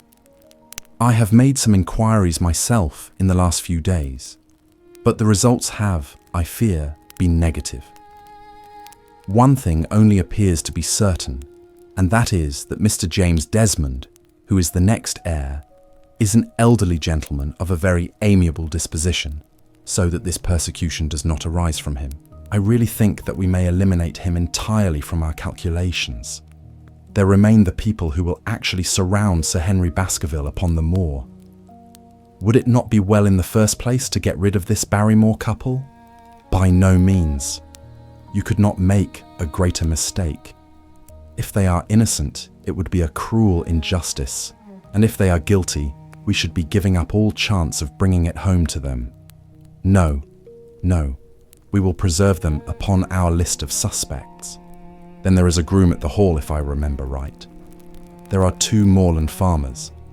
There is our friend Dr. Mortimer, whom I believe to be entirely honest, and there is his wife, of whom we know nothing. There is this naturalist, Stapleton, and there is his sister, who is said to be a young lady of attractions. There is Mr. Frankland of Laughter Hall, who is also an unknown factor, and there are 1 or 2 other neighbours. These are the folk who must be your very special study. I will do my best. You have arms, I suppose? Yes, I thought it as well to take them. Most certainly. Keep your revolver near you night and day, and never relax your precautions.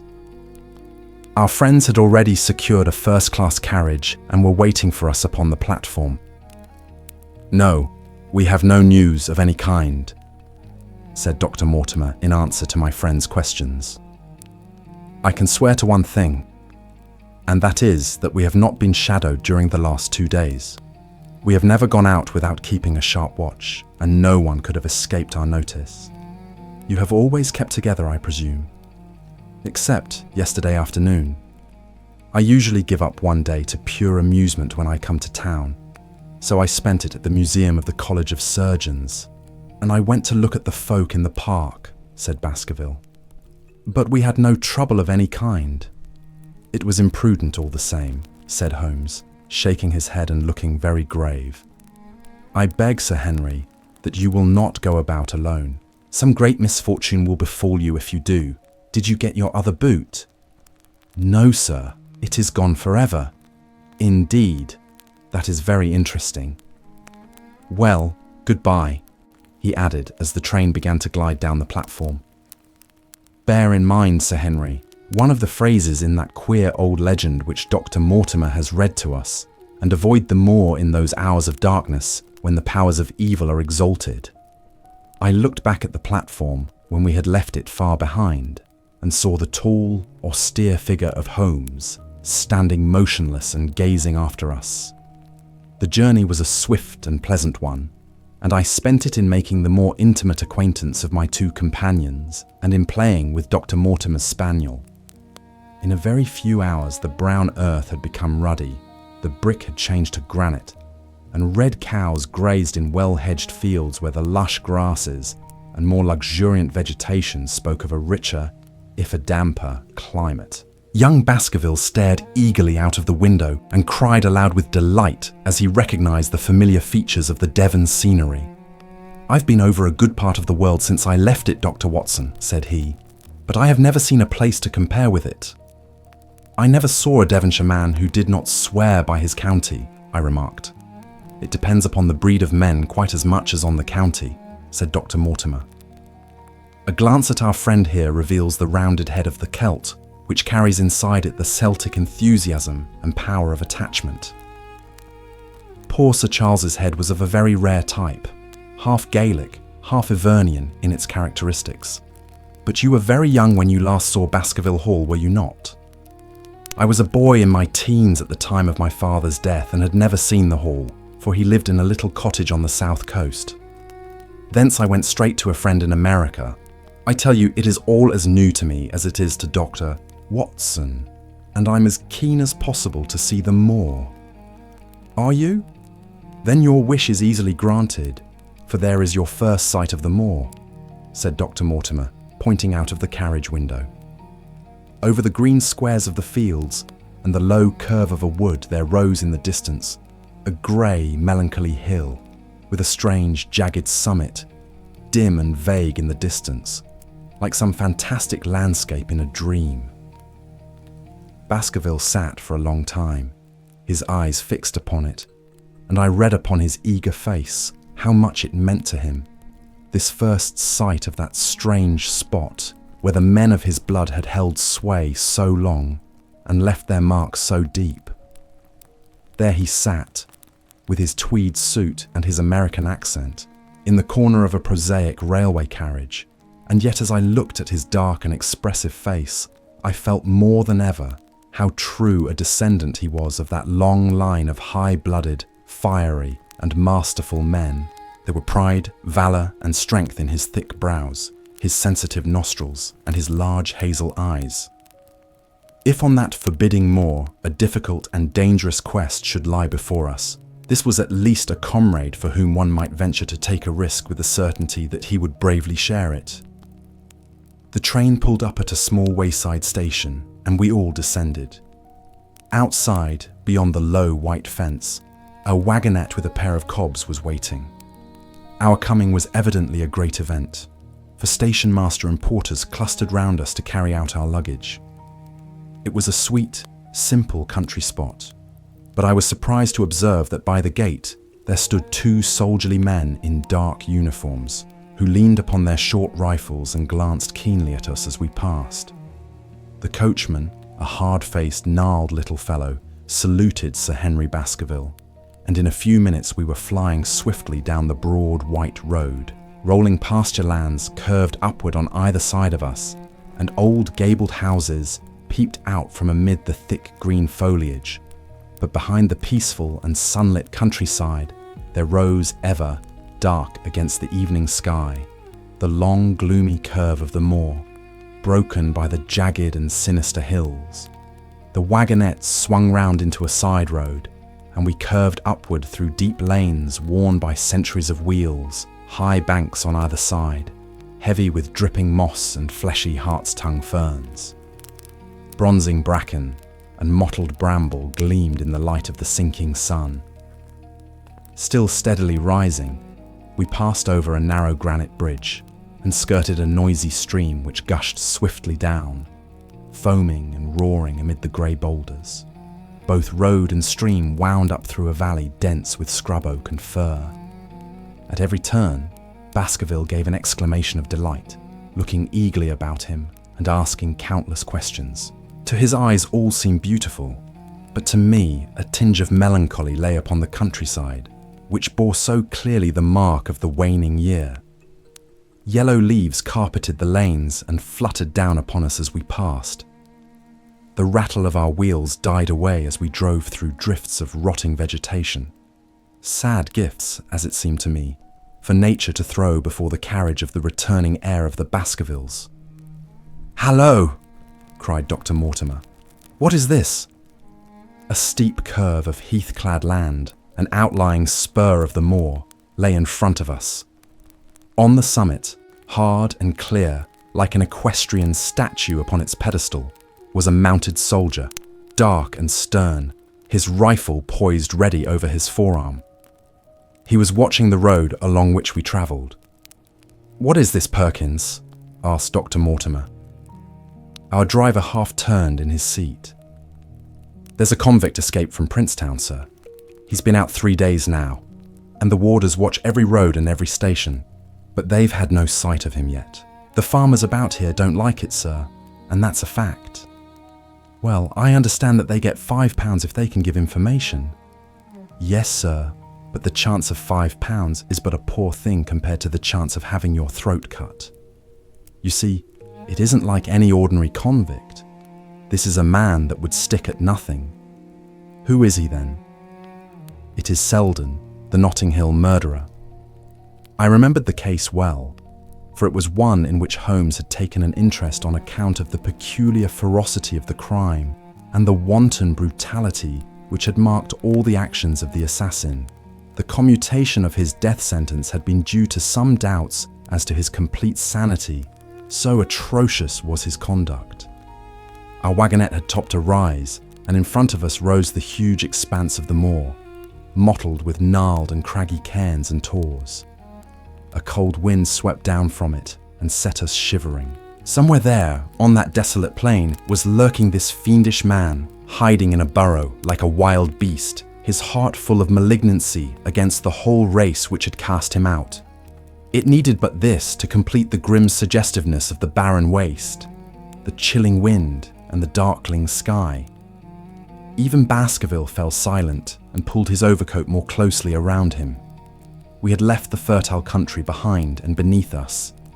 We looked back on it now, the slanting rays of a low sun, turning the streams to threads of gold and glowing on the red earth, new turned by the plough and the broad tangle of the woodlands. The road in front of us grew bleaker and wilder over huge russet and olive slopes, sprinkled with giant boulders.